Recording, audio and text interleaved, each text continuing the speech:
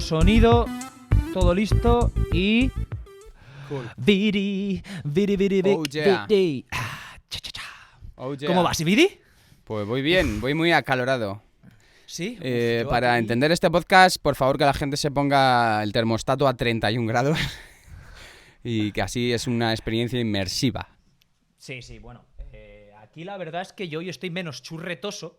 No sé si me verás ahí desde la cámara, porque aquí hay una brisita muy cuca. Tengo la ventana abierta de par en par. Eso sí, como pase la policía o la ambulancia, que desgraciadamente por el tema coronavirus pasan cada 2x3 por aquí, calle arriba, calle abajo, igual nos fastidian un poquito. Oís ahí en directo el bullicio. Yo como bullicio abra de la James, ventana, bueno. se acabó el podcast. Aquí ya te digo, hay una buena brisita y hará afuera 25 grados, con un solecito estupendo, así que está genial. Luego iré a darle a la porra seca, iré a darle un poquito al... Explica al eso ejercicio. porque es que yo de primera no lo he entendido. Sí, al ejercicio. Esto solo lo entenderán aquellos que les gustase la hora chanante o muchachada. Ya, ¿no? a mí me gustaba mucho y no lo he pillado. O sea, ahora me has hecho ¿no quedar te acuerdas? fatal. No, hombre, no, pero era una de las cosas de las múltiples... Chascarrillos. Sí, de los múltiples conceptos estos del humor castellano-manchego que tanto popularizaron los Ernestos Sevillas y Joaquín Reyes, Raúl Cimas, etc, Julián. Ayer no sé qué canal pillé yo por mi plataforma de ver fútbol. ¿Dónde vas? ¿Asiática? ¿Dónde vas? Que vi los primeros canales, los primeros capítulos de la hora charante, tío. O sea, me Eso, historia de del humor y del entretenimiento y de visual de la piel de toro. Bueno, posadolescencia más bien. Sí. Top. Cambiaron el mundo de la comedia en España estos tipos. Haremos un podcast hablando de ellos. Uno Como de Chiquito. estos días. Fue Chiquito y luego ellos. Bueno, perdón, es que de Chiquito se va a hacer un podcast porque Chiquito es uno de mis personal heroes. No me o sea, extraña. Chiquito para mí le tengo aquí arriba. Es más, joder, Vidi, es que me picas con temas Estoy aquí. despectivamente llamados frikis, pero que son de mis favoritos, que son Chiquito y el ascenso de los tazos como concepto general, y especialmente mi gama favorita, mi subgénero de tazo favorito, que son los chiquitazos. A ver, yo creo que me pilló mayor, pero es verdad que aguantaron muchísimos años, ¿eh? ¡Dios! Por favor, tienes que... ¿No te acuerdas de los chiquitazos? Joder, venga, va. Sí, claro que hablamos de esto un los poquito. chiquitazos. Pero, espera, ¿qué te acuerdas? Dime qué te acuerdas. Pues de las imágenes. Vale, pero entonces, vale, es que pero claro... yo no fui de los que jugué a ganar tazos, tío. Vale. Te pilló ahí, Yo estoy en el periodo Vale. entre canicas y tazos. Vale. O igual te pilló ya a lo mejor comenzando a echar el bigote también, puede ser, ¿no? Ahí en esa adolescencia, esa edad del pavo. Pues mira, voy a ver de qué años son los tazos, sinceramente. Primera edición de tazos. Mediados de los 90. Los chiquitazos, míramelo, pero me tiro el triple. Voy a decirte 93, 94. Va. 95 máximo, venga. Esta es mi habilidad. Mientras tanto, lo voy contando a la gente, aquellos que no se acuerden. Claro, porque habrá mucha gente que no se acuerde y los yo... 90. A ver. Sí, no, seguro. Pon chiquitazos o pon tazos matutano, año de lanzamiento. Los chiquitazos era un subgénero que creó Matutano a partir de los tazos originales, que era una especie de pastillitas de plástico muy finitas, a partir de las cuales se generaba un juego en el que tenías una torre y tú con tu tazo le dabas a esa torre en la parte de arriba, y si se daba la vuelta al tazo que tenía dos caras, te lo llevabas y jugabas con tus amigos en el recreo. Te entraban dentro de las bolsas de 25 pesetas, la peseta, la moneda antigua para aquellos hispanohablantes no españoles, para aquellos hermanos latinoamericanos que ojalá nos estén viendo, la peseta era la moneda que había en España antes del euro, por si son jóvenes. Entonces, había así bolsas... Bueno, Vidi, vamos a ver, acuérdate que esto que quieres que hagamos otro pod del hecho de que hace 20 años que dejamos de tener la peseta, claro. Hace 20 años, es decir, hay adultos que no han conocido la peseta en sus manos o la han utilizado. La cuestión está en que estos tazos fueron un exitazo, venían en las bolsas de 25 pesetas, de cuarto de euro, podríamos hacer el equivalente hoy, aunque en realidad serían 15 céntimos de euros, una cosa así, y te tocaban ahí. Luego te podías comprar en el kiosco posteriormente, te podías comprar el portatazos, muy mítico también, que era como un tubo de plástico duro para meter todos los tazos. Entonces, como fueron tal éxito, empezaron a sacar subcolecciones, otras colecciones más allá de los originales que eran de los Looney Tunes, no nos olvidemos. Entonces, mi subgénero favorito eran los jodidos chiquitazos. En un momento dado había un programa en Antena 3, de nuevo, Hermanos Latinoamericanos. Antena 3 es un canal de la televisión pública española que hasta la llegada del cable formaba parte de la parrilla básica de 5 canales en España. Entonces, en Antena 3, no sé si te acordarás que había un programa mítico, inicialmente presentado por Pepe Carroll, llamado Genio y Figura, en el cual se contaban chistes y había una especie de competicioncilla, y de ahí salieron algunos contadores de chistes que luego hicieron una pequeña carrera. De hecho, el único que todavía hoy es conocido, o conocida en este caso, es la gran o cuestionable Paz Padilla, que salió. Vamos a dejarlo en cuestionable. Salió de Genio y Figura. Puede ser cuestionable para algunas cosas, pero el hecho está en que graciosa es. Y los chistes los contaba de puta madre en ese programa. Luego ya los devenires que ha llevado su carrera son a lo mejor discutibles. La cuestión está. Y yo la vi en una serie y luego me hizo mucha gracia. Y hasta me molestó que me hiciera tanta gracia. Fíjate, pues ahí lo tienes, Vidi. Hoy vamos a hablar de un tema que de hecho se enfrasca en este tema de la dualidad, en este concepto de la dualidad humana, de lo bueno y lo malo de los personajes que se convierten en populares, ya sean históricos o de entretenimiento. Pero bueno, luego vamos con eso. La cuestión está en que por este programa Genio y Figura, entre ellos había una serie de humoristas claramente experimentados pero desconocidos. Es decir, no tenían al clásico humorista castizo, como pueda ser, yo que sé, Arévalo o Jaimito Borromeo, ¿sabes? Tenían a tipos más desconocidos, supongo que por falta de presupuesto, no sé. Algunos conocidos también tenían, que conste. Pero entre ellos había uno con una coleta con gafas que era mi favorito, y ahora no me acuerdo del jodido nombre, pero es que hacía una vocecilla así con ceceo que te partías la caja. Pero la cuestión está en que entre ellos estaba el gran Chiquito de la Calzada, que era un personaje que inicialmente era guitarrista flamenco, no sé si era guitarrista, tocaba el cajón, yo que sé. ¡Ay, ay, ay!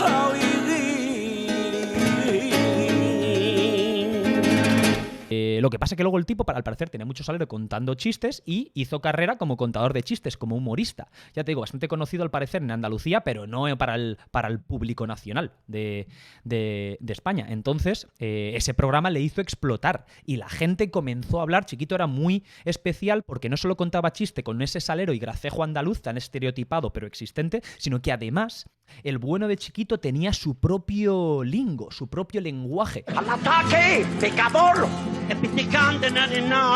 ¿Cómo? Cuidadín. Cuidadín. No puedo. Dejad more. No. Padre, no puedo. Por la gloria de mi madre. ¿Te da Queen? ¿Esto qué? Hasta luego, Luca. Y claro, la gente en España empezó a hablar, desde los niños hasta los más viejos, empezaron a hablar, a incorporar los términos de Chiquito. Un lingo propio, un sublenguaje maravilloso con el que los que fuimos niños en los 90 crecimos. Entonces, Chiquito tuvo tanta popularidad que se explotó su imagen hasta el infinito y más allá. Dos elementos voy a mencionar de toda la explotación de la imagen, de la que por supuesto se beneficiaría Chiquito.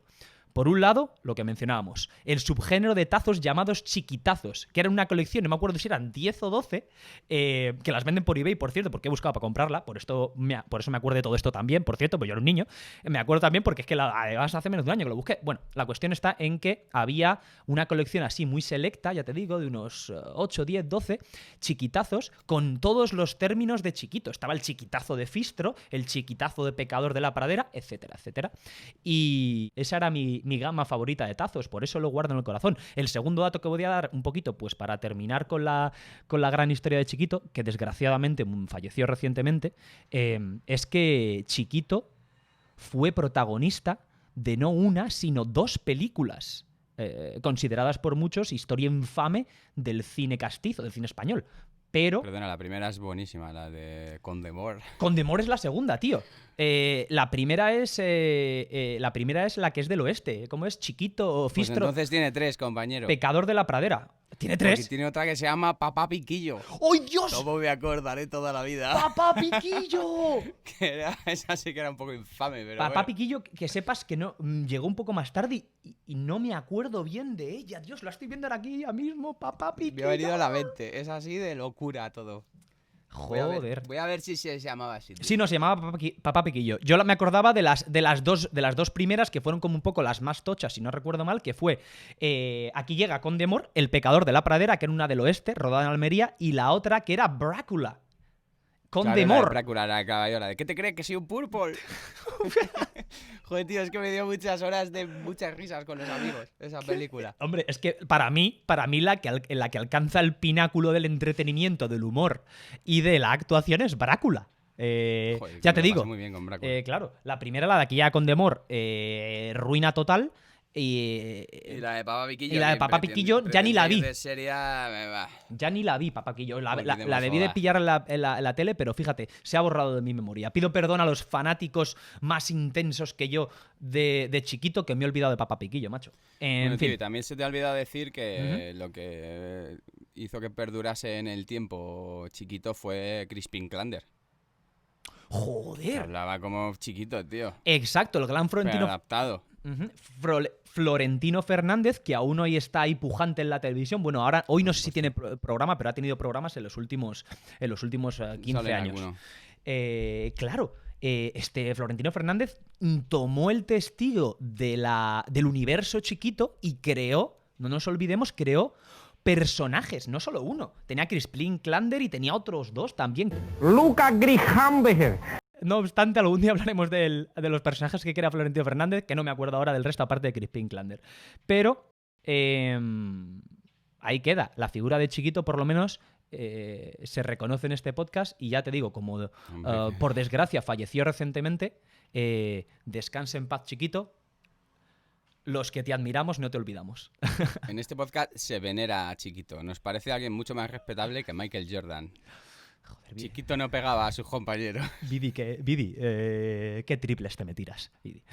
En fin, quería hablarte de un mundo que se está... Un negocio que se está desarrollando, que tiene, por supuesto, una beta principal científica, y que me tiene dándole vueltas a la cabeza desde hace ya 3-4 días que vi el artículo en el periódico. Y es un concepto del que yo no sabía nada, que en Estados Unidos llaman carne limpia o clean meat, y que podríamos traducir en español, o es más conocido en español, como carne de laboratorio. ¿Has escuchado alguna vez acerca de ello? A ver, si nos referimos a unas hamburguesas que compro yo de diversas marcas que están hechas a partir de proteína de guisante, creo que es, No. que imitan la carne perfectamente, o sea, que te haces una hamburguesa de esas y es que te crees que estás comiéndote una hamburguesa de verdad, te lo digo de verdad. Ajá, sí, las he probado. Esto no sé si se origina aquí, pero ya hace como un par de años se empieza a poner aquí muy de moda. En el último año muy popular, las llamadas Impossible Burgers, que de hecho Burger King tiene ahí una asociación, hay un partnership, que ahí Sí, está el es cierto, la he probado, Impossible la he Whopper. probado. Exacto, que Lo he también. probado y sabe a hamburguesa ¿Sabe a Whopper? de Burger King de toda la vida, es verdad. Lo han conseguido bien. No es lo mismo, pero sí. Pues... Vale, pero tú no te referías a eso. Tú te No. referías a hacer la carne en un laboratorio. Exacto. Para que no te sientas mal cuando te la comes. A lo que me refería exactamente, me refería a un par de compañías en Silicon Valley, como siempre ahí, la punta de lanza de la tecnología mundial, que llevan, en realidad llevan desde 2013, pero los últimos 2 años ya han tenido un producto final que han empezado a promocionar. A partir de ahí veo yo esta noticia, este artículo de variedades, y me pongo a ver vídeos en internet, me vuelvo loco. Una noche viendo lo interesante y fascinante de este concepto de carne de laboratorio, y es, para que la gente un poco pues lo tenga claro, es la existencia de una serie de empresas con vínculos con la ciencia y con la biología, que están intentando hacer negocio a partir de la creación de carne, de materia muscular animal, en el laboratorio. Al parecer lo hacen a partir de la extracción de células madres por medio de una biopsia, como la que nos pueden hacer nosotros cuando nos quieren analizar si tenemos alguna enfermedad grave, como cáncer, etc. Toman esas células madres, las alimentan y hacen crecer ahí en probeta, en el propio laboratorio, y las dejan que se reproduzcan metiéndoles todo ese alimento hasta que se convierten en una especie de carne picada, que es hasta ahora lo que han conseguido desarrollar. Entonces, cuando escuché esto, me quedé patidifuso, Vidi. Es carne, es decir, es material, es tejido animal, pero no se ha extraído, no se ha creado a partir de un animal. No se ha sacrificado a ningún animal, claro, ni se le ha hecho sufrir. Ahora vamos a meternos entonces, exacto, con los pros y los contras. Luego, para hacerla crecer, al parecer le dan oxígeno, calor y luego una combinación de sales, azúcares y proteínas, como comentaban en el artículo, y decían que es completamente inofensivo para los animales, excepto porque sí que al principio esa célula la tienen que hacer crecer con un material que lo llaman serum, que es como, al parecer, un elemento que sacan de la sangre del animal, lo cual tienen que sacarle sangre al animal y extraer parte de en un momento dado a lo mejor hacerle daño al animal, no sé, y aparentemente eso del serum además es muy caro, porque no es que le sacan sangre y ya está, tienen que pasar por un proceso bastante laborioso.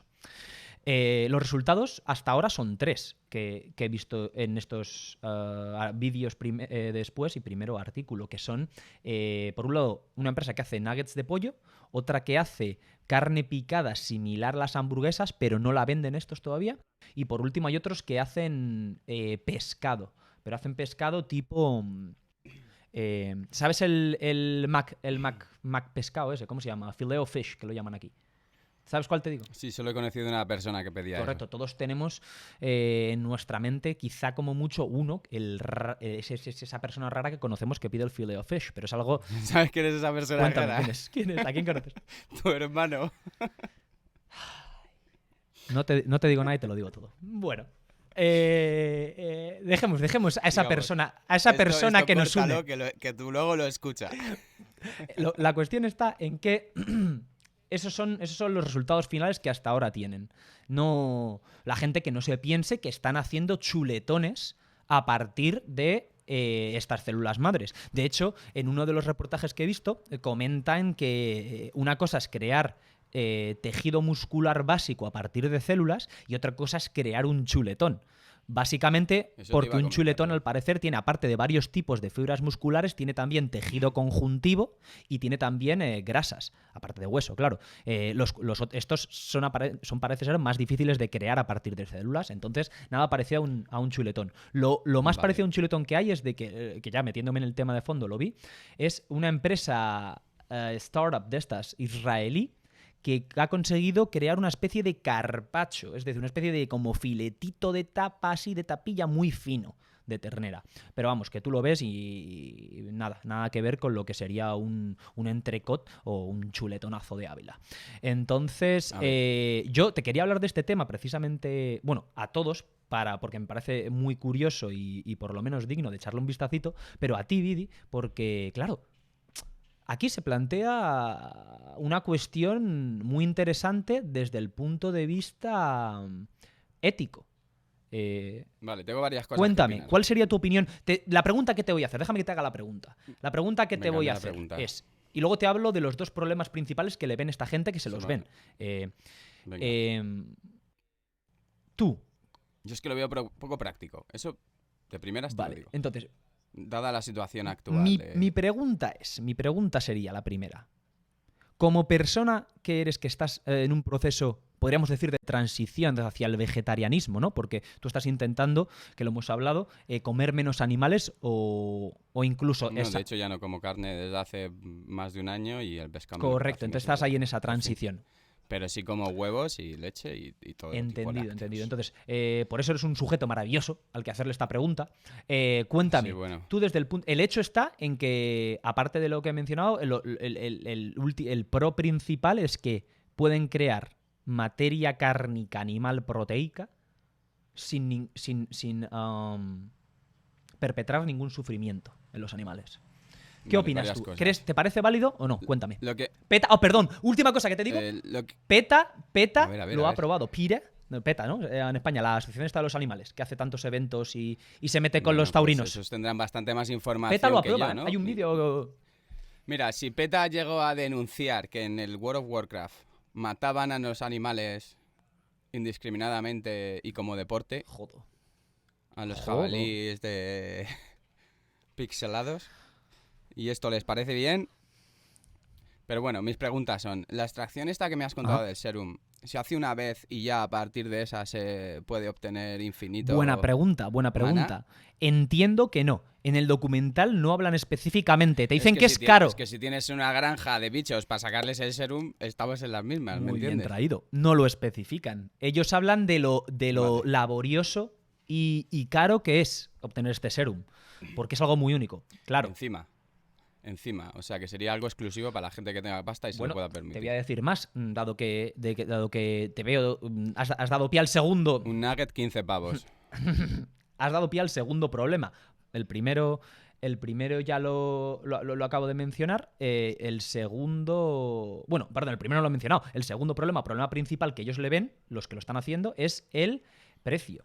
La primera hamburguesa que crean, hace, ya te digo, en 2013, les cuesta, calculan, unos $330.000.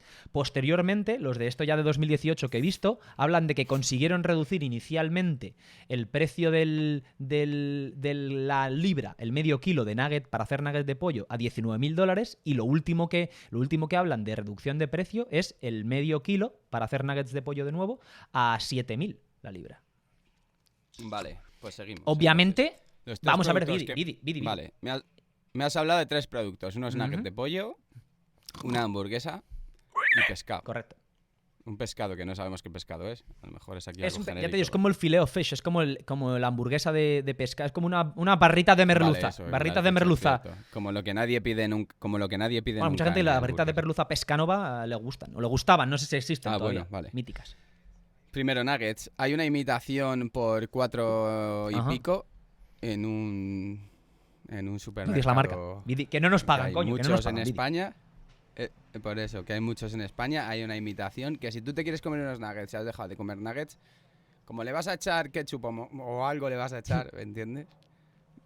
Lo importante es el rebozado, realmente, para creértelo.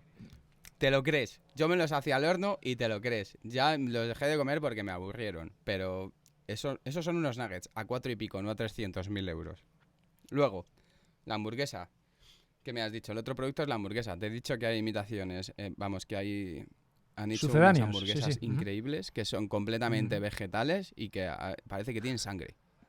Yo las he probado de todas las marcas, te lo prometo. Es increíble. El pescado. Merece la pena por ese tipo de pescado. Por comerte unos palitos de pescado. A mí el merece del la McDonald's pena. me parece lamentable, te lo digo. Es sacarle el serum a los animales.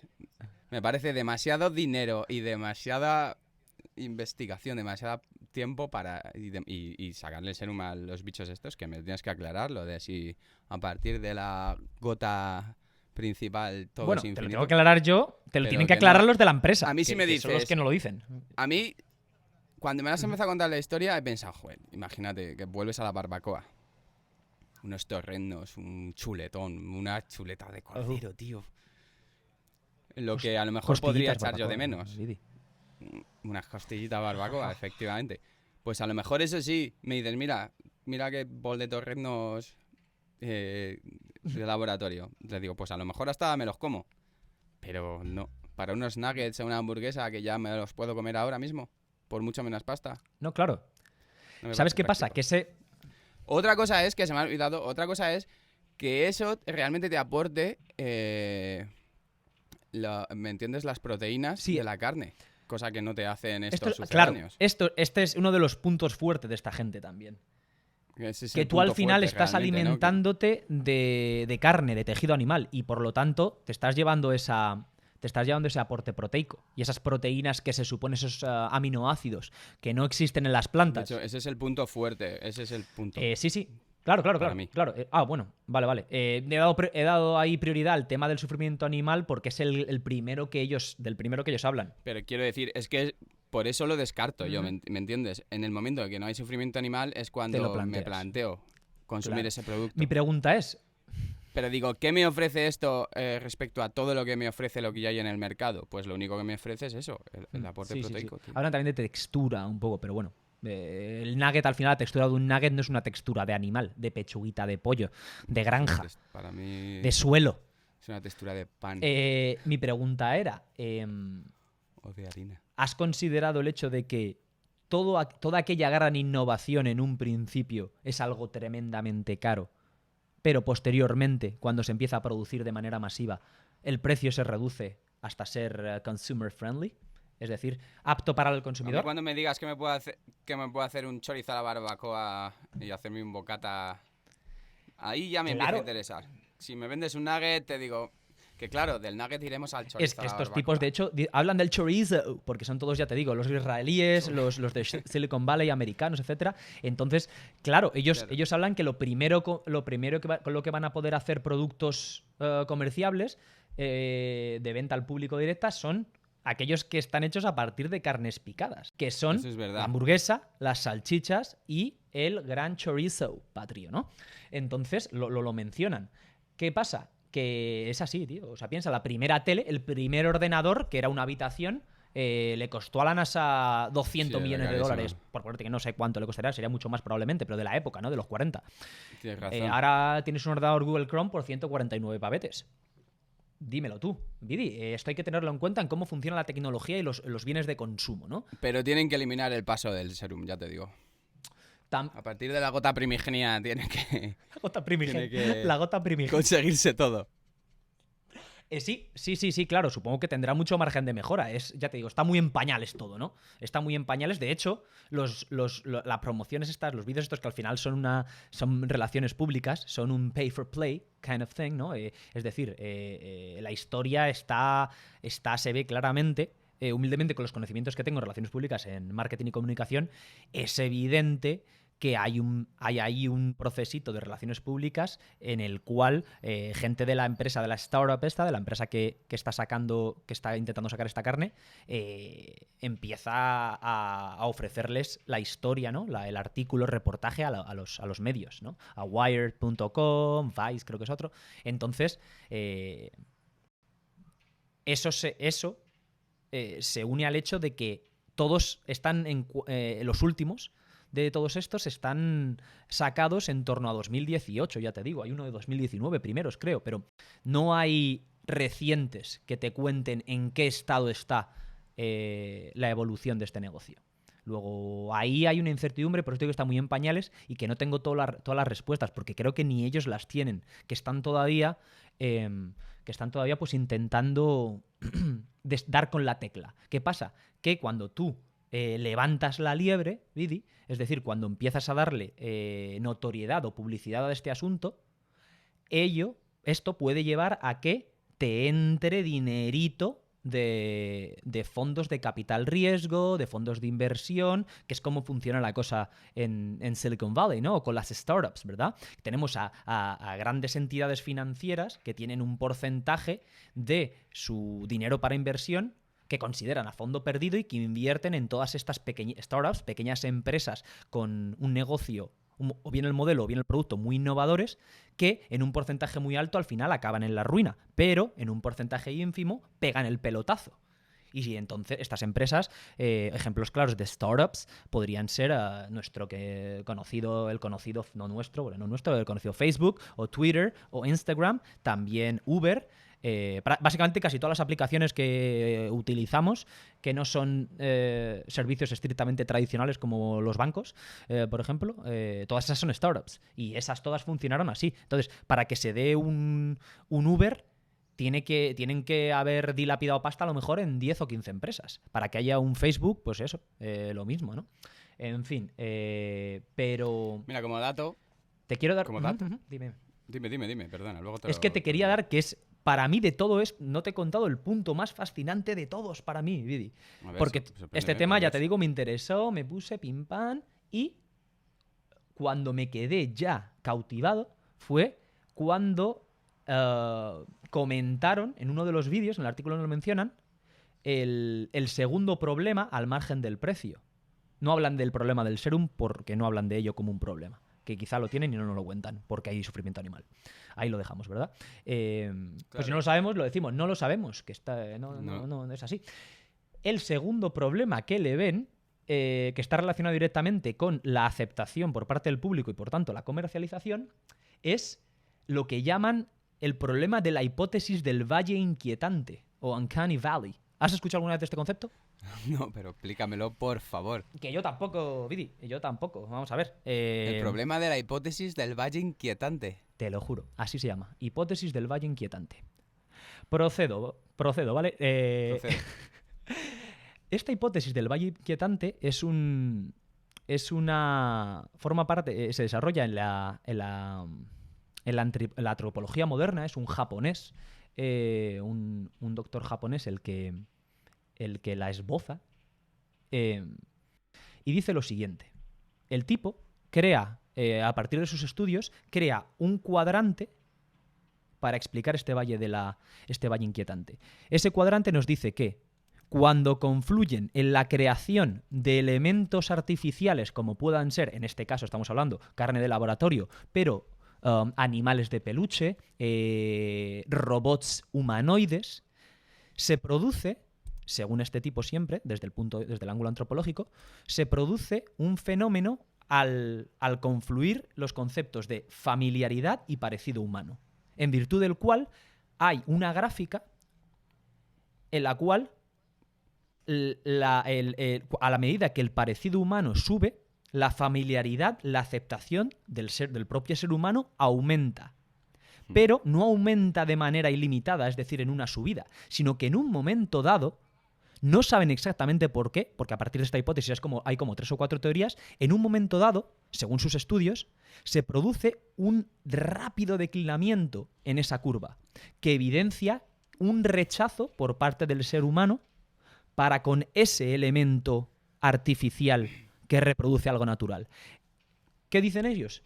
Que este es un valle porque luego este hecho revierte y vuelve a subir cuando se alcanza, según creen, cuando se alcanza una concordancia total con aquello que encontramos en la naturaleza.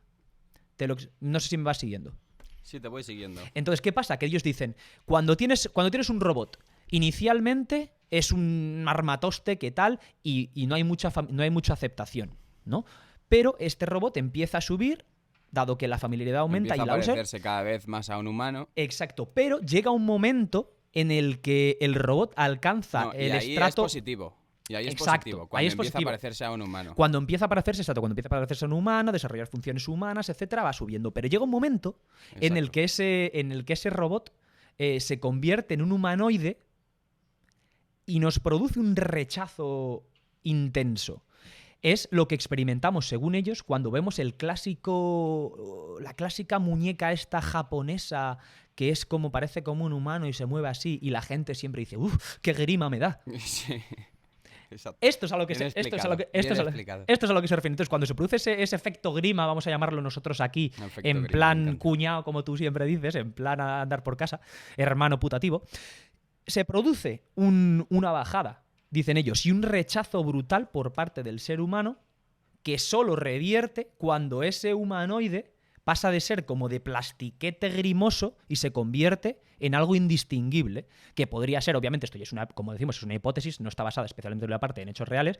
Ellos lo explican pues con la creación ya de androides, como puedan ser los que vemos en películas de ciencia ficción. Obviamente siempre, como puedan ser, yo que sé, Ex Machina, que es ahora bastante reciente, la mítica, una de mis favoritas, Blade Runner, y los replicantes, que están obviamente, están representados, los interpretan humanos, pero se supone que son robots, no te puedes distinguir, no los puedes distinguir, tienes que hacer una prueba, etc. Por eso ellos hablan de esa subida y hablan de un valle, ¿verdad? Un valle sube-baja. Le dan diferentes explicaciones. Ellos lo relacionan con los mismos procesos cerebrales que nos hacen el sentir atracción sexual del hombre a la mujer y de la mujer al hombre. Hay determinados elementos, esto no se los he oído alguna vez, hay determinados elementos... ¿Del hombre al hombre y de la mujer a la mujer? No. esto no valdría Mira para... qué bien. No valdría, claro, ¿Ves? no valdría No, me para... ha encantado ser boca chancla porque así me lo explicas. No, pero ¿sabes por qué no valdría? Porque ellos hablan en términos estricta y únicamente de reproducción. Según las teorías de los biólogos, comúnmente aceptadas, los procesos químicos que se producen en nuestra cabeza para que se manifiestan como deseo sexual en realidad o como amor en un momento dado, en realidad simplemente están encaminados Instinto de a un objetivo. supervivencia. Claro, La supervivencia. reproducción, al apareamiento. Y por eso no podríamos decir que en este caso entra la homosexualidad, porque nos guste más o menos, la homosexualidad en términos naturales es imposible que garantice la supervivencia. Con esto no queremos decir que seamos homófobos aquí, Vidi, que quede claro, ¿verdad? ¿A quién nos gusta la homosexualidad? Estamos abiertos. Estamos abiertos. Gracias por matizar. Siempre con cariño hacia la comunidad LGTBQ. Solo faltaba. Encima, que estamos en el mes del Exacto. orgullo. Pride Month. Exacto. Entonces, por un lado lo explican de esa manera, por otro lado también hablan del sentimiento de rechazo que nos produce los muertos. Ya sea una persona, un hombre, una persona recién fallecida, o por ejemplo un miembro, ¿no? Vemos una mano ahí inerte y nos da muchísima grima. Dicen que es ese tipo de reacciones químicas que se producen en nuestro cerebro las que nos llevan a este valle inquietante. La última que dan es cómo por medio de nuestros sentidos rechazamos alimentos o elementos a nuestro alrededor que puedan tener agentes patógenos. Por eso, pues las cosas que estén podridas, las cosas que tengan mala pinta, ¿no? A veces hay cosas que tienen mala pinta y nuestro instinto nos hace rechazarlas. Es simplemente otro mecanismo natural para garantizar, como tú bien decías, para garantizar la supervivencia. Luego resulta que lo pruebas y aquello es ambrosía, canelita en rama, ¿verdad? Así que... Nuestra educación estúpida también. Que si no bebemos la manzana perfecta, no la cogemos. Exacto, pintada ahí, ¿verdad? Yo el primero, que con aquí compresor. parece que voy yo de guay. No, yo el primero. Le doy muchas vueltas yo también a esto, sí. Y nada, pues quería un poco comentarlo porque no había oído yo nunca hablar de ello. Y ya te digo, a mí me da mucho, le podemos dar mucha vuelta porque PETA lo acepta. El hecho está en que si PETA lo acepta, estos tipos no dan información suficiente acerca del serum, podemos al menos comenzar a pensar que no hay maltrato animal. Que han untado a PETA. Exacto, se la podrían haber clavado a PETA también. O podrían directamente haberla sobornado. Pero no lo veo yo tan factible porque los de PETA parece que no se casan con nadie, excepto con sus correligionarios. Bueno, pues vamos a dar por hecho que el serum este es el milagro. Vamos a hacer hipótesis con ello. Es el que, elixir ¿sabes? buscado. Aquí en Pod Reales siempre nos gusta que la gente escuche, se interese y luego vaya a busque, primero que vaya a busque contraste y extraiga sus propias conclusiones y se posicione. Que eso así tendría que ser la vida. Bueno, vamos a pensar eso, que ya tienen el serum y que ya se han gastado todo el dinero que valía y venga, a producir. Pues no hay ningún contra, ¿no? Bueno, aparte de la pasta que va a costar, si hay mercado y gente dispuesta a pagar por ello y que se lo puede permitir, ¿dónde está el problema? Oferta y demanda. Amigo. Exacto. Yo mientras me seguiré comiendo mis hamburguesas vegetales, que ya son caras. Si una normal te vale tal, esta te vale el doble. No jodas. Sí, claro. A ver si te crees que es barato. Bueno, aquí sí es más barato, tío. No te lo comes todo. Bueno, que no te he dado el dato antes. Dime, tronquete. ¿Sabes quién estaba detrás de la primera hamburguesa esta, no? Que salió. Luego salieron otras cuantas, pero la primera que yo probé y de la que supe fue la de Bill Gates. Y vendió 75 millones de hamburguesas, ¿sabes? Exitazo total. 75 millones. No, claro, si es que el tema del veganismo, que es un tema para un podcast entero, por eso no lo vamos a tratar hoy. Es un poco duro. La realidad es que está súper pujante. Sí. Bueno, un mercadazo ahí, chaval. Viri, está en el candelero, tronquete. En el candelabro. Esa es la realidad. En el candelabro. A mí háblame en castizo. Qué grande eres. Pues ahí lo dejamos. El mundo de la carne de laboratorio que Yo creo que en el futuro dará que hablar, porque tiene... Veo claramente a gente posicionándose como detractores y como defensores. Y los veo además en ambos lados, ¿eh?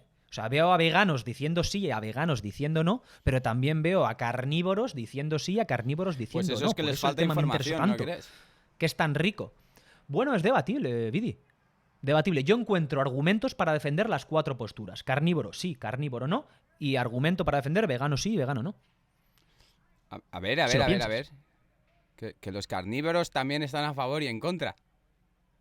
Claro. Pero ¿qué más les dará? Mira, no, perdón. Pero vamos a ver. Perdón, Vidi. O sea, no, perdón, pero que quede claro, esto te repito que es lo que yo creo que se puede producir en un futuro cercano. Que veo argumentos para que haya carnívoros sí y carnívoros no, veo Porque yo. dejen de Y utilizar por otro lado, la veo carne argumentos. clásica y solo se utilice este tipo de carne.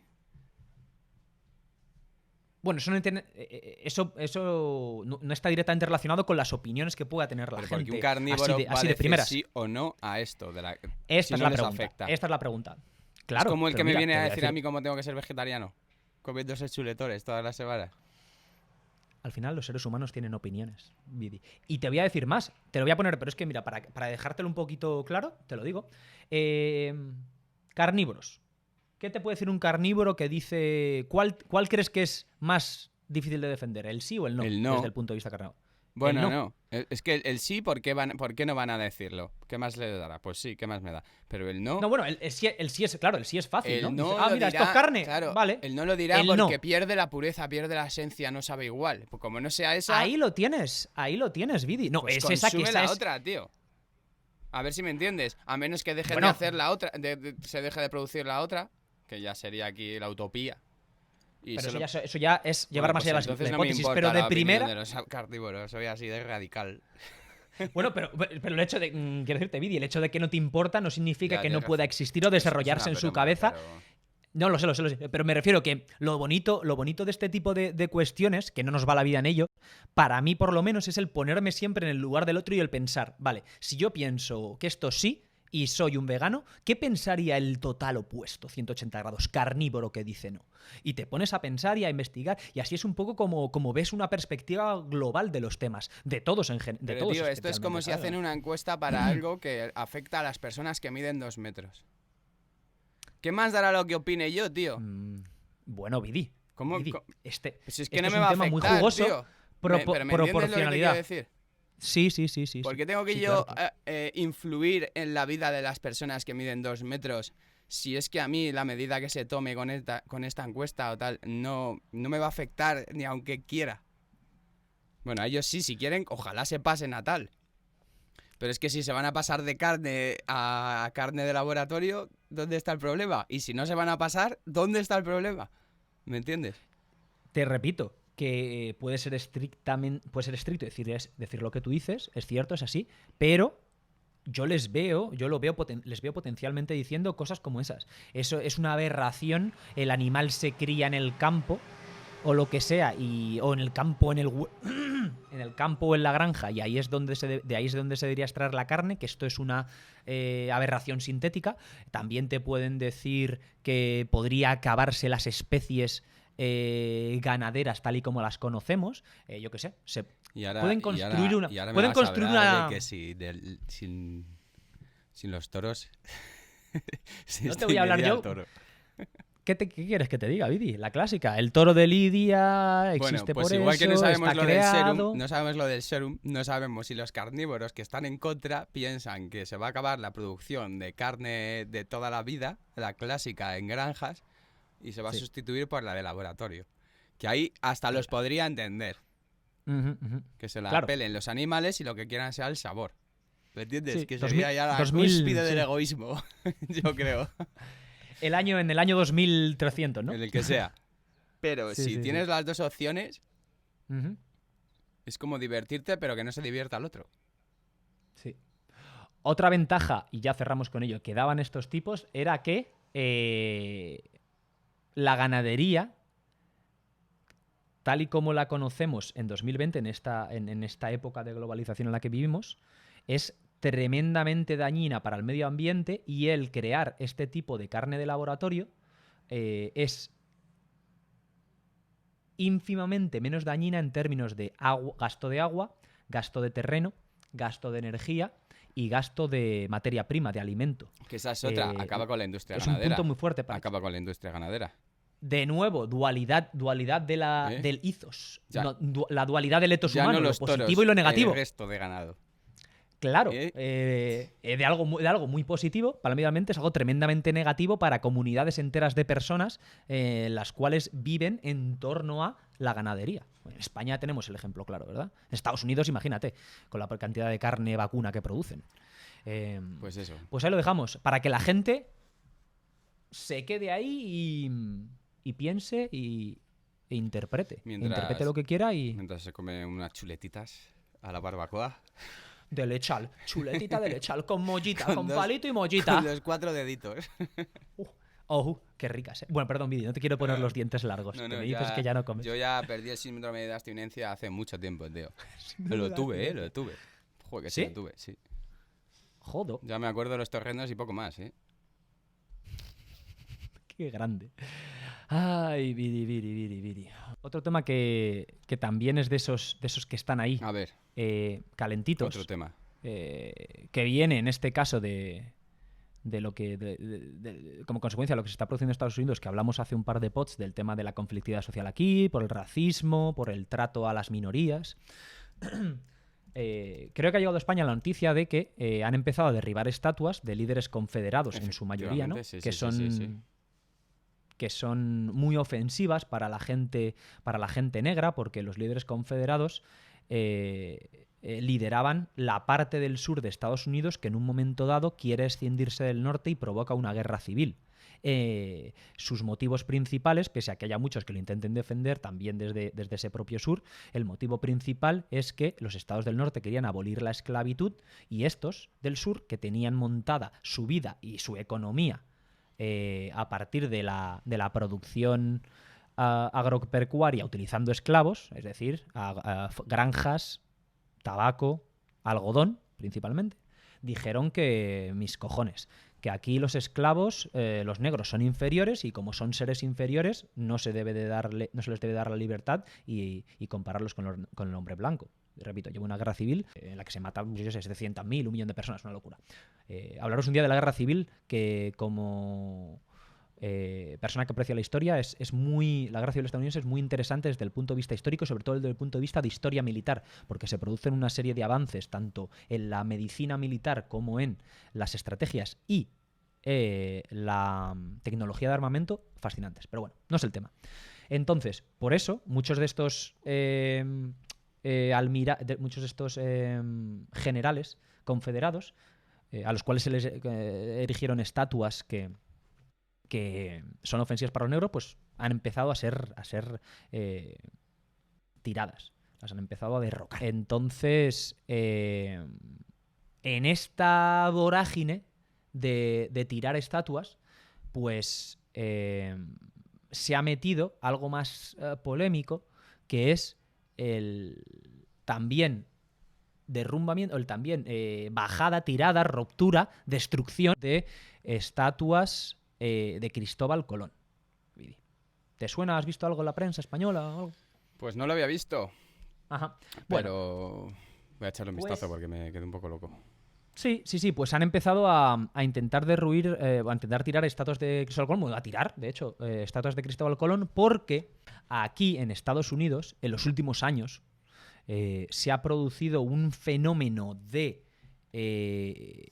odio o de ataque brutal a la figura de Colón por parte de descendientes, de los pocos que quedan, de los nativos americanos y también de aquellos de otras razas no nativas que están en contra de lo que según ellos es un genocidio perpetrado por los colonizadores europeos con los nativos americanos, llamados por los europeos indios, ¿no? O indígenas. ¿Y Colón fue el precursor? ¿O qué?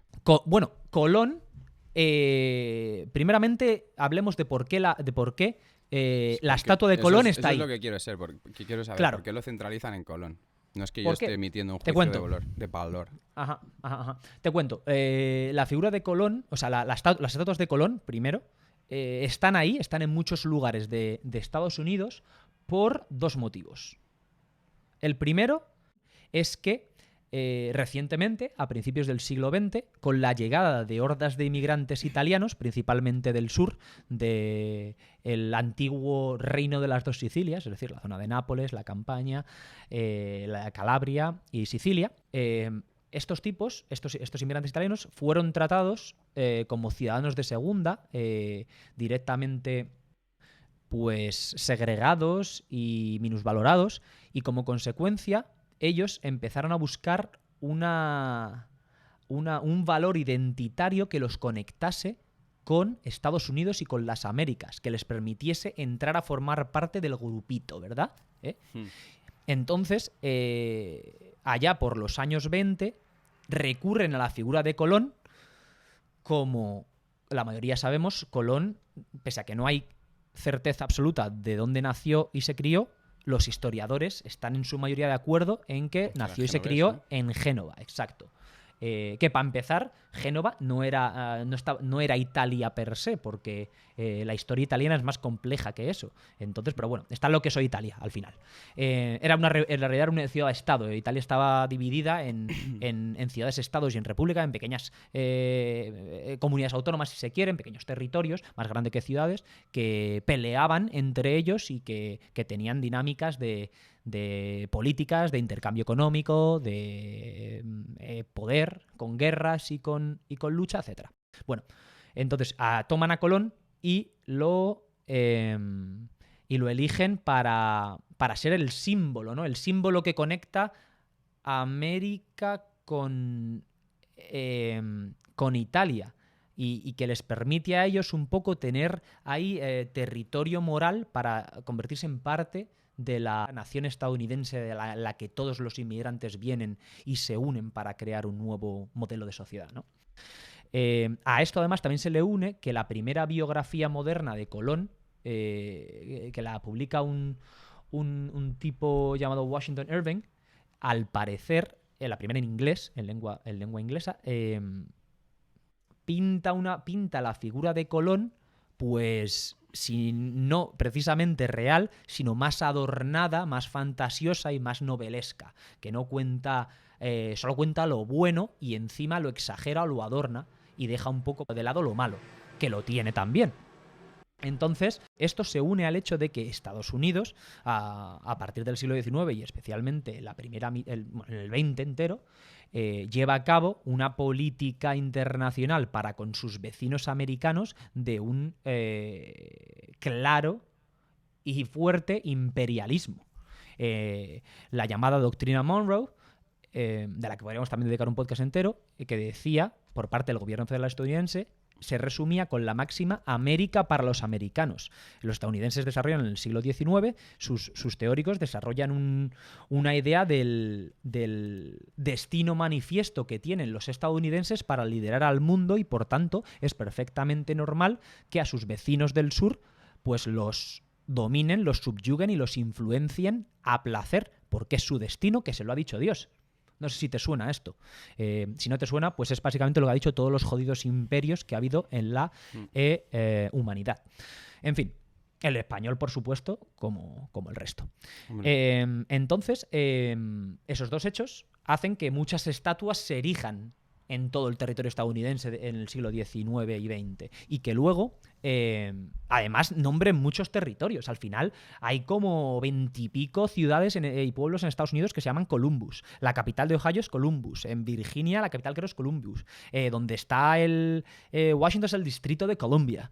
Colombia, ya sin ser Estados Unidos, es un jodido país dedicado a Colón. La palabra colonialismo, colono, etcétera, colonizador es obviamente gracias a Colón. Entonces, creo que no se puede discutir que la figura de Colón es innegable, que es una figura histórica fundamental y relevante. Ahora podemos hablar más de por qué, pero que tiene un valor marcado en la historia de la humanidad, especialmente en la reciente, al margen de su color y de su actitud con determinados grupos humanos y raciales, vamos a decir. Que es por ahí por donde viene todo, ¿verdad? Porque ya te digo que como estamos con el tema de Black Lives Matter y de las minorías y eso, por ahí viene este tema. Si bien había ya resquemores en los últimos 10, 15, 20 años con Colón. De hecho, esto no sé si lo sabes, aquí se celebraba el 12 de octubre, el Día de Colón, Columbus Day, y lo cambiaron en 2012 a el Día de los Pueblos Indígenas. Hay un capítulo de South Park sobre eso. Sí. Buenísimo, tío. Sí. Entonces, Es que es buenísimo. Claro, entonces, ¿qué pasa? Que han empezado a tirar las estatuas de Colón porque, según ellos, Colón cometió o es el representante principal del genocidio europeo de las tribus, por parte de los europeos, con las tribus nativas estadounidenses, y que era un tipo que llega aquí por casualidad, que era dicen aquí un moron, era un imbécil que llega aquí por casualidad y que encima es un símbolo de la errada supremacía blanca que quieren ellos derrotar en territorio estadounidense. Y luego se meten concretamente, claro, y dicen que como tirano y como abusón o destructor de los nativos tienen que mandarlo a tomar por culo. Y nada, pues por eso te traigo el tema, Vidi. Cuéntame, ¿quieres que te cuente un poquito? ¿Quieres que te veo que estás, que puedes tener una opinión? Cuéntame. Hombre, a ver, yo como ciudadano español que me han educado toda la vida contándome las maravillas de Colón, Ajá. no puedo dejar de reconocer, ¿no?, que gracias a Colón, que se la jugó y vale, que llegó por casualidad, pero estaba intentando hacer algo que no había hecho nadie antes, pues habrá que reconocerle que cambió la historia del mundo, ¿no? Y que gracias a eso existió la conexión entre Europa y América. Y por eso América es lo que hoy es hoy, con lo bueno y con lo malo. Esta es la cuestión. Es que si nos ponemos así, vamos a borrar a todos los líderes de la historia, ¿me entiendes? Porque todos eran unos cabrones, lo mires como lo mires. Literalmente, Vidi. Ha habido 2 buenos. Sí. Pero todos, tío. De la historia de España, ¿a cuántos reyes tendríamos que olvidar? Entonces, Bueno, los propios españoles, tío. Bueno, Mira los Borbones. si quieres que hablemos un día del tema de la monarquía, tengo 12 podcasts para hacerte. Pues me gustaría, un día estaría muy bien. Hombre, porque... Pero eso, o sea, que a lo mejor sí. es verdad, no, yo entiendo que no se podrá comparar. Claro. Pero bueno, claro. Realmente los precursores luego de cómo han esquilmado a las tribus, Es que no ha es sido innegable. él principalmente, ¿me entiendes? Exacto. Sí, es verdad. Pues... Pero bueno. Sí, no. Es muy válida tu opinión y hasta cierto punto pues yo la comparto, Vidi. A mí, en realidad, voy a ir más allá. En este tema en concreto, lo de que tiren las estatuas de Colón, a mí, sinceramente... Cogido con pinzas. Tío. Está cogido con pinzas, pero a mí no me importa. De primeras te voy a decir que no me importa. Me parece que Colón, que en este territorio, Colón compete más bien poco. Porque Colón, el hecho está en que nunca llega ni funda nada en América del Norte, ¿no? Bueno, en América, en Norteamérica, en Estados Unidos y Canadá, fondea pero no llega tampoco a México. O sea, ¿qué vamos a decir América del Norte? Si bien se incluye técnicamente en América del Norte también América Central en muchos casos, y Colón sí que llega a Honduras y a Guatemala, como lo llama él, o Guatemala. Porque Colón, ya vamos a meternos un poquito en debate, o sea, Colón, cuidadito, que es que Colón no es el que descubrió América. Colón realizó 4 viajes y dedicó la mayor parte de su vida adulta a explorar toda la jodida costa caribeña y América Central, entre ellos territorios que son hoy pues Venezuela, Colombia, como he dicho, Guatemala, Honduras, Jamaica, todas las Antillas mayores y menores, Puerto Rico, República Dominicana, Cuba y las Bahamas, por darte algunos. Es decir, no estamos hablando de un toli que suena la flauta y aparece en Haití. Que es un poco por donde yo desarrollo mi opinión, pero de primeras te digo, quitar las estatuas de Colón, no me parece mal. En su historia jugó un papel más bien ínfimo. ¿Qué pasa? Que bajo mi punto de vista, donde se comete el error, y volvemos a lo mismo, es por lo mismo que hablamos con el tema del racismo, donde se comete el error es en las causas y la brutal desinformación, y en muchos casos fabricación o mentira, que hacen para pintar ese retrato de Colón en el simplismo, ¿no? Y justificar, por un lado simplismo, pero por otro lado también, ya te digo, deliberada fabricación Manipulación.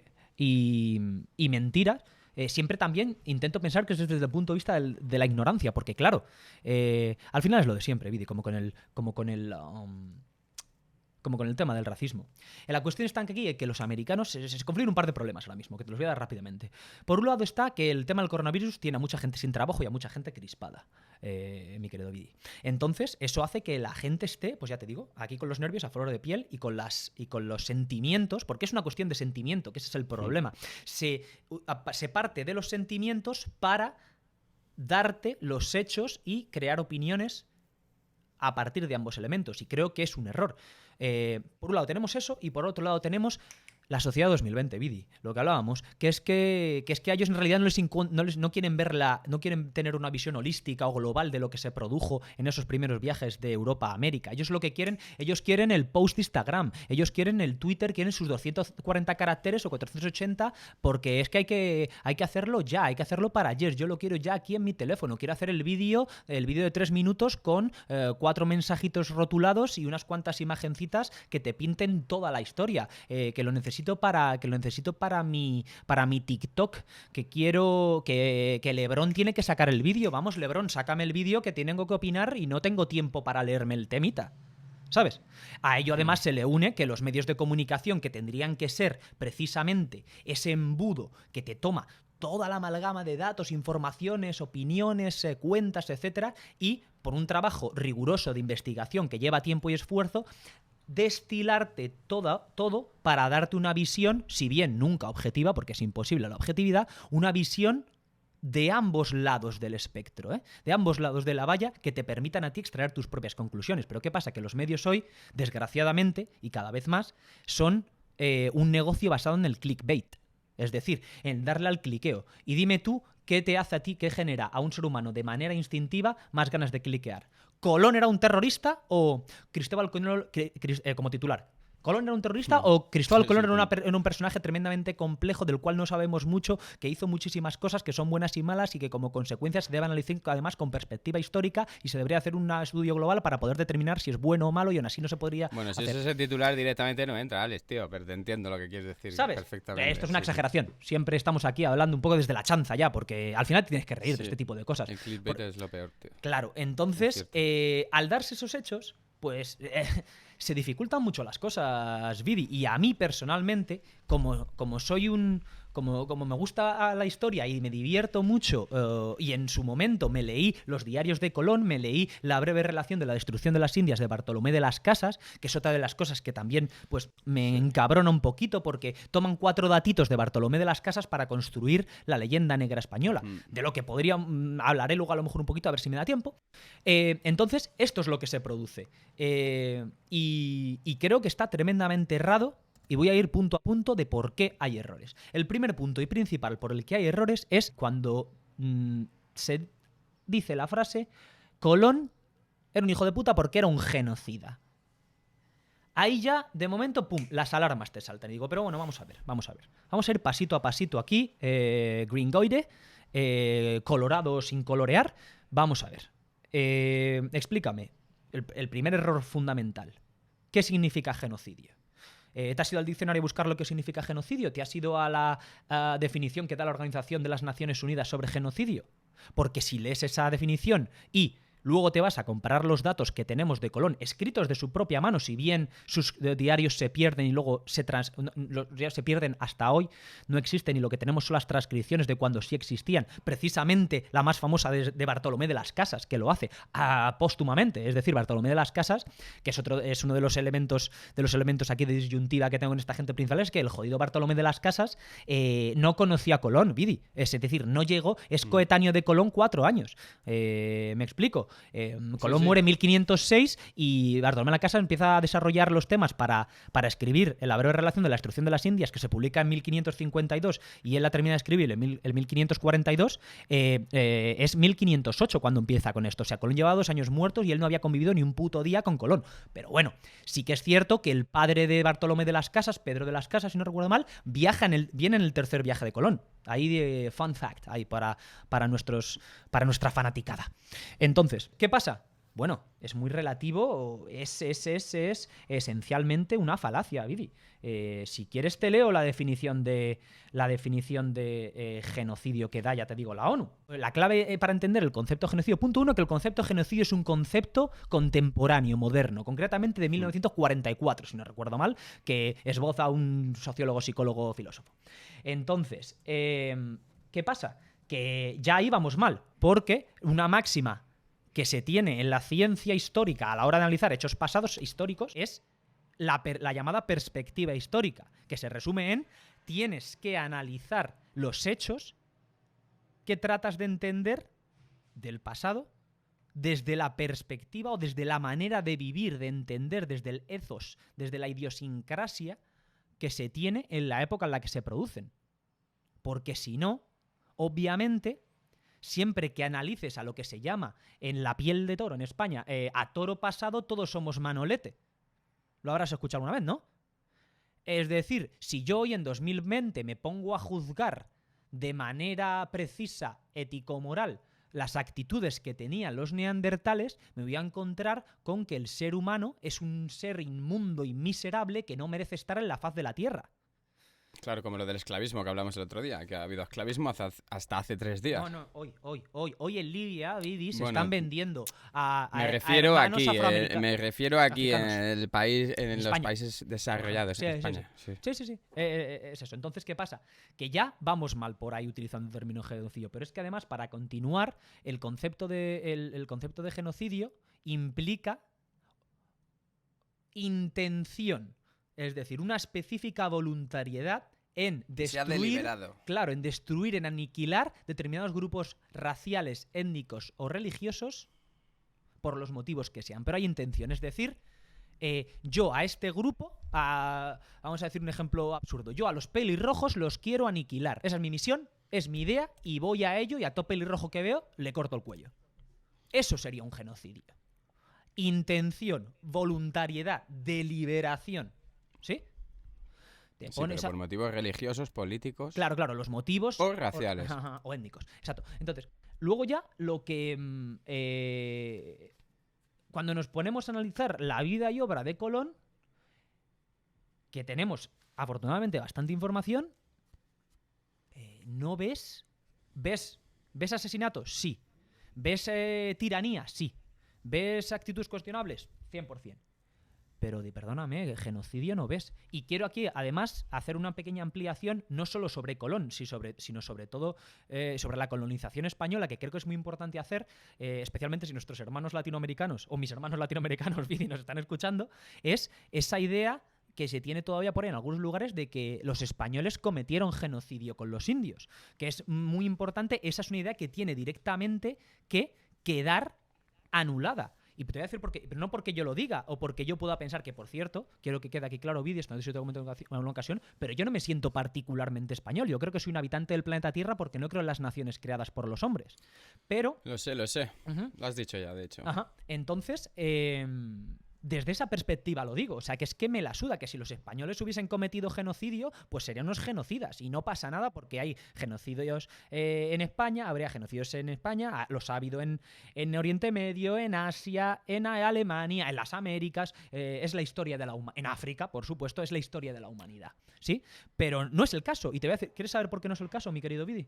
Al margen de identidades nacionales burdas y para mí obsoletas, porque no creo en el concepto nación o de Estado-nación que nos viene de manera tan reciente en el siglo XIX, que del que podríamos hablar, ¿no? De la conformación de las identidades nacionales europeas, que ya te digo, anquilosado para mí, obsoleto, por 3 razones, ¿vale? Bueno, por una razón que tiene tres ejes, ¿sí? Los españoles, a diferencia de otros colonizadores posteriores, véase los franceses, los portugueses, los ingleses o los holandeses, exacto, los españoles, mi querido Vidi, desde el jodido primer momento, al margen de determinadas tropelías que se puedan cometer desde el primer momento, sus líderes, su élite, los que parten el bacalao, mi Vidi, dicen despacito, ¿qué está pasando aquí? Cuando llegan noticias, te voy a explicar, cuando llegan noticias del descubrimiento del pasaje hacia las Indias, que creo que a ellos les hiere mucho que digan descubrimiento, porque te dice lo típico, los indios ya estaban aquí, los nativos americanos estaban aquí.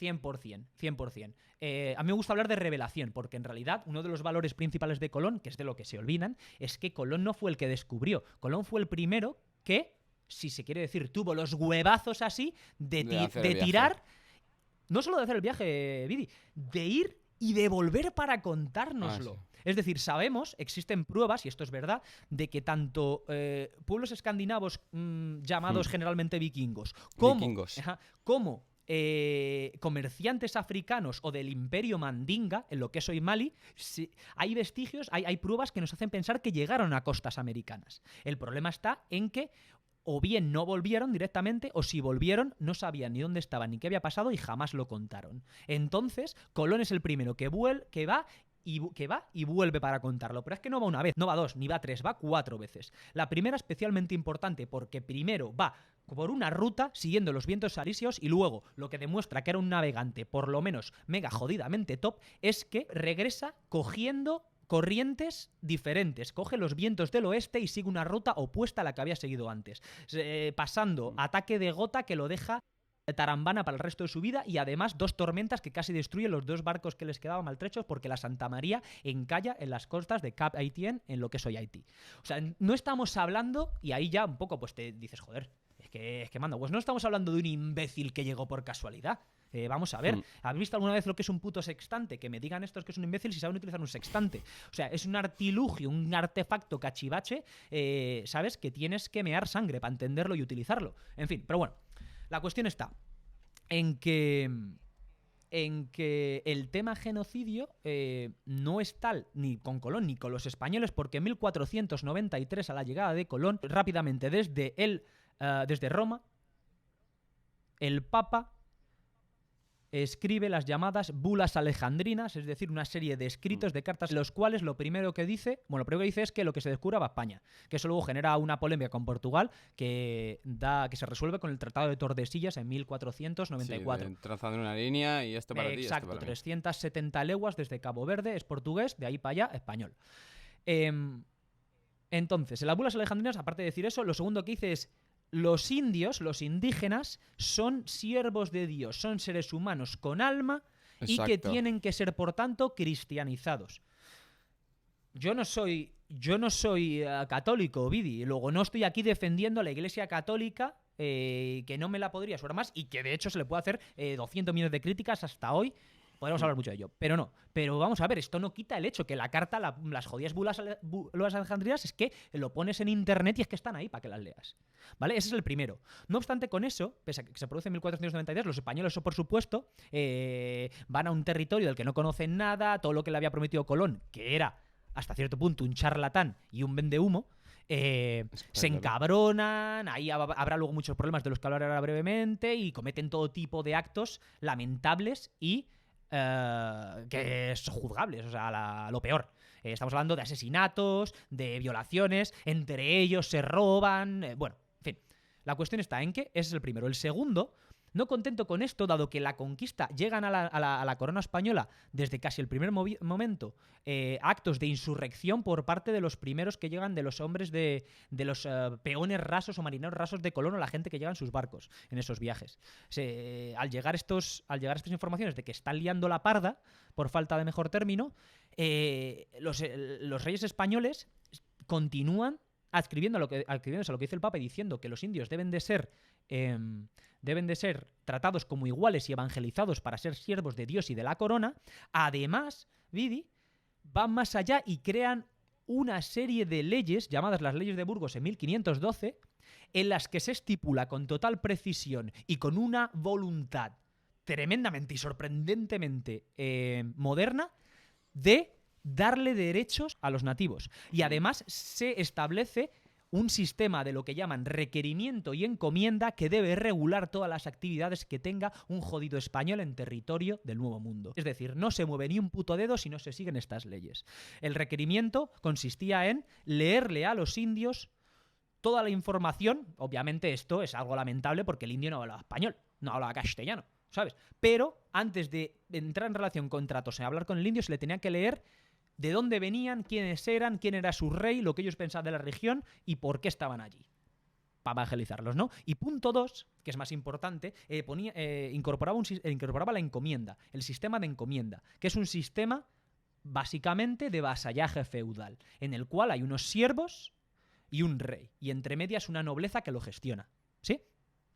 Esta encomienda, dirás, joder, qué moderno, pero es que esta encomienda, esto era lo que ya existía en España, ¿sabes? El propio Nicolás de Obando, que acaba sustituyendo a Colón, era el encomendero de la Orden de Alcántara, en Extremadura. Tierra de conquistadores, no nos quedan más cojones, bebes zumo de bellota, idiota. Tierra especial, Extremadura, que conste, y maravillosa. Bueno, entonces, no obstante, a partir de 1512, pese a que estas leyes existen, claro, es muy difícil que estas leyes se lleven a cabo, ¿no? Especialmente por una corona que está a 15.000 kilómetros, o no sé cuál es la distancia exacta, ¿sabes? 10.000, 12.000, lo que sea. Entonces, gracias en parte a la escritura por parte de las casas de la breve relación de la instrucción de las Indias, los monarcas españoles, te repito, puedo tener un respeto muy limitado acerca de la monarquía, pero los monarcas españoles van más allá y te sacan otra nueva edición de leyes más elaboradas y amplias, llamadas leyes nuevas, en 1542, Vidi.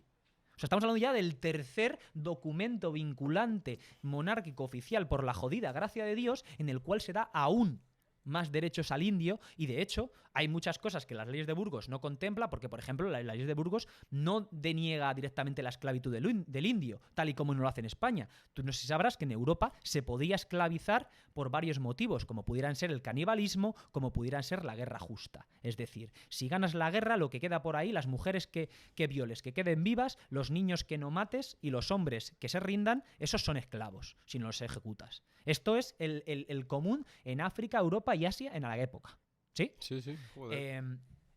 Va más allá, de hecho, va más allá porque en las leyes nuevas, que tienen un nombre larguísimo, tiene como 3 líneas, las leyes nuevas, estas de 1542, ahí se dice que los indios no podrán ser esclavizados bajo ningún motivo. Aunque sean caníbales, aunque sean lo que tú quieras, no se les puede esclavizar. Son siervos de Dios y, por lo tanto, tienen que tener el estatus que tienen los vasallos españoles. ¿Qué pasa? Que obviamente, claro, es mucho. Cuando llegan allí los españoles, hay una infinidad de casos, ya te digo, de delitos y de tropelías, pero porque es desgraciadamente la historia de la humanidad. Porque esas tropelías, esos delitos, se producían también en otros imperios, como por ejemplo el jodido imperio incaico, erróneamente llamado incaico, que en realidad sería quichua, o el imperio azteca. Esto estaba a la orden del día en cualquier comunidad desarrollada y amplia de seres humanos que pudiéramos llamar imperio.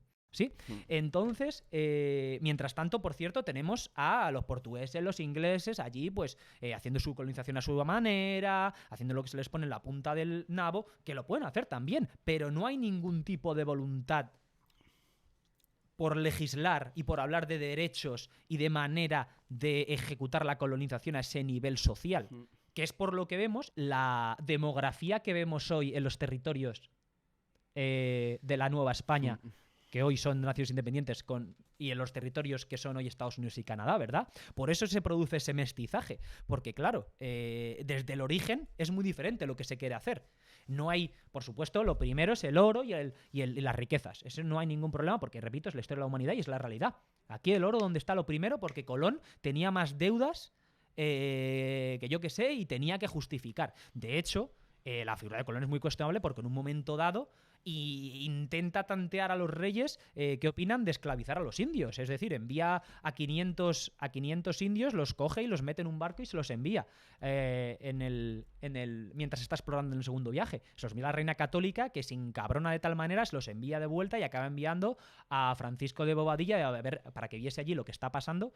Tipo que, por cierto, algo muy importante, Colón, como no genocida que es, encima a Colón se le detiene en un momento dado de América por la falta de...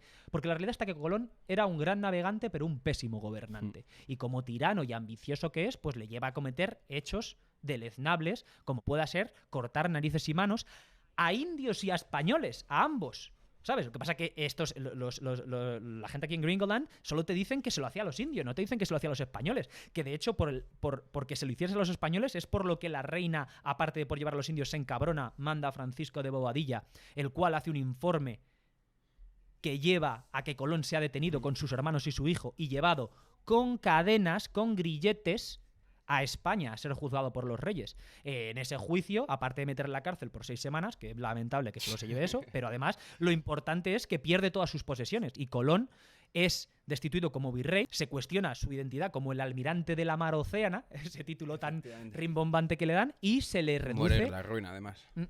Muere en la ruina porque se le reduce el rango de explorador. ¿Qué pasa? Que en el tercer y en el cuarto viaje, Colón se endeuda aún más, explora, conoce todos estos, o sea, empieza a explorar todas esas zonas de lo que soy el Caribe, Centroamérica y la parte norte de Sudamérica, Venezuela, que es llamada Venezuela por el propio Colón, porque los palenques, las estructuras que tienen sobre el agua los nativos arawak que viven allí, le recordaban a las construcciones de Venecia. Entonces la llamó de la pequeña Venecia, Venezuela. Hay un fun fact para nuestra gente. Toma ya, Entonces, chaval. Entonces, claro, debido a todo este trajín, sin contar con que a partir del primer viaje está jodido de salud, que no tiene, ya te digo, tiene artritis reumatoide, que lo tiene con dolores constantes el resto de su vida, el ataque de gota no lo permite caminar bien, le entra una conjuntivitis crónica que le hace perder la visión. Exacto. Entonces, Colón acaba, ya te digo, por todas estas exploraciones, por toda esta retirada de sus beneficios, que lucha, por cierto, lleva la corona a juicio en la corte en múltiples ocasiones, los llamados pleitos colombinos, que al final, para él, no surten ningún efecto. Luego sus hijos sí que tendrán parte de compensaciones. Pero bueno, y acaba el pobrecito mío, pobrecito o lamentable, lo que tú quieras, acaba muriendo pobre en España, no en su querida América. Pese a que hoy, en teoría, está enterrado en Santo Domingo. Me pongo ahí la medallita que yo estaba ahí en el panteón, en teoría, de Colón. Entonces, eso es lo que se produce así de primeras en la vida de Colón. Y lo que hace que sea muy cuestionable el tacharla directamente de genocida a él y a los españoles, por esto que te digo, todas estas cosas que te he mencionado antes no se dan en ningún otro territorio. Los portugueses, ya maestros en el arte de la esclavitud africana, muy importante decirlo, y quiero que quede claro que, pese a que pueda parecer que estamos rompiendo una lanza en favor de los españoles, hay que dejar clarinete que los monarcas españoles, que el propio Bartolomé de las Casas, defensor de los indios, como es apodado, abogan por traer esclavitud negra. Es decir, dicen que el indio tiene alma, es humano y debe de ser evangelizado, pero el negro no es humano, ¿eh? Cuidadito, que esto es importante. Y por tanto se empiezan a importar mano de obra esclava de África. Mano de obra esclava, hablaremos un día de la esclavitud como fenómeno en la colonización europea. Los españoles son tan culpables como cualquier otro. Si bien es cierto que los españoles no eran tanto comerciantes negreros porque no eran los que iban a las costas. Los españoles, por falta de personal y de capacidad económica, porque tenían demasiado territorio que colonizar o que intentar mantener a flote, simplemente comerciaban con los negreros portugueses, holandeses y posteriormente franceses y británicos para que les trajesen esclavos a sus mercados principales, que eran 4: Dominicana, Cuba, Puerto Rico y Venezuela. Entonces, nada, pues por cerrarlo un poco, aunque podríamos hablar un poquito más de la persona de Colón, quiero que quede claro esos pros y esos contras. Ese tipo que sí, que ese gran navegante y pésimo gobernante, ese ambicioso capitalista, pero también tipo muy hábil socialmente y muy bueno a la hora de escribir, porque es muy famoso, uno de los primeros bestsellers que se producen en la historia de Europa es la famosa Carta de Colón, en la cual a Santángel, que era uno de sus financieros, de los que le da pasta en el primer viaje, le escribe contándole las maravillas que ha encontrado. Es incierto, además. Otra cosa que dicen, Colón era un imbécil porque decía que estaba en las Indias y no sabía que había descubierto otro continente. Despacito. Hay mucha controversia porque si bien Colón llama a los indios y cree que ha llegado que no cree que ha llegado a India, ni a China, ni siquiera. Él cree que ha llegado al Zipango, a lo que es hoy Japón, y a las llamadas Indias orientales. Por eso llama a los indios, pero luego empieza a poner nombre a un montón de territorios que bajo su punto de vista eran desconocidos. Por eso tenemos, ya te digo, Venezuela, Cuba, Guatemala, las Bahamas, etc. Estos territorios, las Antillas, todas las Antillas tienen esos nombres, Guadalupe, Trinidad, dados por Colón también. Es decir, el Golfo de Paria, en lo que es hoy Venezuela, Surinam, todo eso lo denomina Colón como tierra ignota, o sea, lugares que no existían en en los mapas europeos y como consecuencia es más que discutible, según los expertos, no según yo, que Colón muriese pensando a pies juntillas y ciencia cierta que simplemente eran las Indias lo que la había revelado o descubierto. Entonces, lo que vengo a decir es que es una figura histórica fundamental y que es un personaje complejo, en el que existe esa dualidad humana que todos seres humanos tenemos y que esta gente ni considera ni le preocupa porque tienen otros intereses, como decíamos antes, y además un tipo, pues, del que se debe de conocer más, Vidi. Se debe de conocer más para entender, como siempre hablamos aquí. Me invito desde aquí a la gente a que se lean los diarios de Colón, que son 120 paginitas. O, por ejemplo, que se lean las jodidas, la breve relación de la destrucción de las Indias, de Bartolomé de las Casas, que son 149. Las cuales, por cierto, debo decirlo, Bartolomé de las Casas exagera, y esto está demostrado. Las tropelías que cometían los españoles con los indios, no hay duda, luchaban contra ellos y a los que se resistían los quemaban vivos o les cortaban el cuello y si violaron a sus mujeres y toda la historia. Pues lo sabemos, de hecho, porque uno de los regalitos que se traen al margen del tabaco, los pimientos o los tomates, es la sífilis que se traen. El propio Martín Alonso Pinzón, capitán de la Pinta, en el primer viaje de Colón, muere en el 93 en territorio español de sífilis. Hay que tenerlo en cuenta también eso, ¿no? Que se produjeron intercambios sexuales desde el primer momento y por eso ese mestizaje es desde el minuto 1. Y nada, sé que me estoy extendiendo mucho y quiero dejarlo para otro día. Un poco otro cariz de la figura de Colón, que es el que nos ofrece el gran JJ Benítez, grandísimo, uno de mis autores españoles favoritos, que es un tipo muy de la teoría de la conspiración, que ha sido muy criticado y ha sido directamente llevado a juicio y todo porque muchas veces no ofrece pruebas y elabora teorías de la conspiración brutales, como por ejemplo la existencia clara de los ovnis o la no llegada a la luna. También, en este caso, para Colón, hay un documental maravilloso que invito a la gente que vea, que se llama El secreto de Colón, de un programa que tenía en la 2 hace muchos años llamado Planeta Encantado, JJ Benítez, que me has participó... explicado, eso tengo que verlo ya, tío. Joder, ¿te acuerdas que salió tanto en La Rosa de los Vientos? Este JJ Benítez, que conste que le conozco y lo conocí en mi adolescencia gracias a ese ser humano que nos une a ti y a mí, que has mencionado antes. Entonces, tiene un documental que se llama El secreto de Colón y según él elabora toda una teoría con diferentes informaciones que dice que Colón sabía ciencia cierta que existían las Américas y por tanto por eso tomó las decisiones que tomó y por eso nunca se rindió. Bueno, la teoría está desestimada por muchos y hay cosas que son, cuanto menos porque no da la fuente, dudosas, pero es ese cariz también conspiratorio que como gran personaje de la historia mundial Colón tiene. Y invito a la gente pues que hagan toda esta investigación, que lea un poco y que por favor, si os puedo pedir una cosa, no os creáis absolutamente nada de los videitos de 2-3 minutejos de Democracy Now!, Revolution Now!, de su puta madre en bicicleta, que vemos en Instagram, en Twitter, etcétera, que seleccionan datos así, elegidos con intención, no te cuentan toda la historia completa y desgraciadamente te hacen posicionarte con opiniones que son erradas. Chicos, abrid la mente, tomaos el tiempo y el esfuerzo, que es lo que merece la pena, que además es divertido, y si luego odiáis a Colón, os parece una figura lamentable, pues está... Yo es que de hecho, ya os digo que estoy de acuerdo hasta cierto punto, pero figura histórica fundamental, para mí no hay ninguna duda. Y luego poneros el capítulo de South Park y os alegráis la vida. Y ya os alegráis la vida porque allí obviamente os podéis posicionar. Claro, se parte la boya de color y de toda la historia. Así que nada, Vidi. Y yo creo que con esto lo vamos a dejar. No sé. Pues más que nada porque me estoy derritiendo, tío. He dado un bajón en la segunda parte, pero es que yo creo que de 31 he pasado a 35 grados, tío. Madre mía. Madre mía, de verdad. Bueno, pues entonces ahí lo vamos a dejar. Nada. Una cosa más que quiero decir, si quieren en realidad profundizar en el tema del genocidio y quieren de verdad amargarse, les doy una serie de nombres. Les doy a la tribu Hutu en Ruanda, por ser la más reciente, en 1994. Les doy Milosevic en Yugoslavia, en 1993.